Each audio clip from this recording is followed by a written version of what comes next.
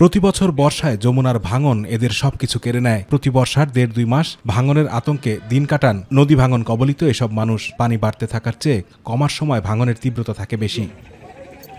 এবছর প্রথম দফায় পানি বাড়লেও গত এক সপ্তাহে প্রায় ২.৫ ফুট কমেছে। একই সাথে যমুনার ভাঙনও বেড়েছে। এ কারণে অনেকেই আগে থেকে যমুনা পাড়ের বাড়িঘর অন্যত্র সরিয়ে রেখেছেন, কিন্তু যাদের অন্য কোথাও জমি নেই তারা সরতে পারেননি। ফলে প্রতি বছরের মতো এবারও নিম্নবিত্তরা ভাঙনের শিকার হচ্ছেন। শেকড় থেকে শিখরে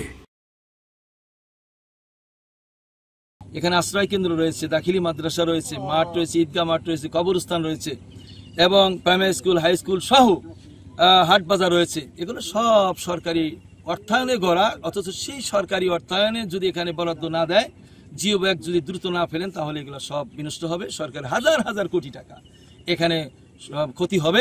মাঝে মাঝে আমরা বাড়ি নিয়ে সে বাড়িগুলোকে ভেঙে আর এক জায়গায় উঠে আবার কিছুদিন পর ফের আবার সেটা নদী ভেঙে যায়। এটা যদি সরকার যদি দ্রুত পদক্ষেপ না নেয়, দেখা যাবে যে সরকারি শিক্ষা প্রতিষ্ঠানগুলো সহ আমরা একেবারে বিলীনের মুখে চলে যাব। পানাকুড়া, কেশব মাইজাল, চরপৌলি, উত্তর চরপৌলি, নয়াপাড়া, দশাখা, তেতুলিয়া, মাকড়খোল, রশিদপুর, বারবালা সহ প্রায় ৩০ থেকে ৩৫টি গ্রাম যমুনা নদীর ভাঙনে সদর উপজেলার মানচিত্র থেকে হারিয়ে গেছে। ভাঙনের শিকার হয়ে বাড়িঘর সরিয়ে নতুন বাড়ি নির্মাণ করে বসবাস করে ব্যবসা চালাচ্ছেন অনেকেই। সরকার যদি নদীর কাম না করে,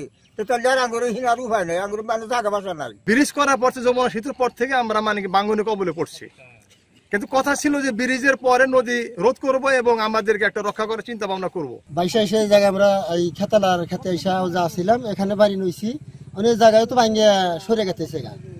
বস্তা দিছিল অল্প কিছু, বস্তাটি তো সরে গেছে, এখন আঙ্গুর বাড়ি তো থাকে না।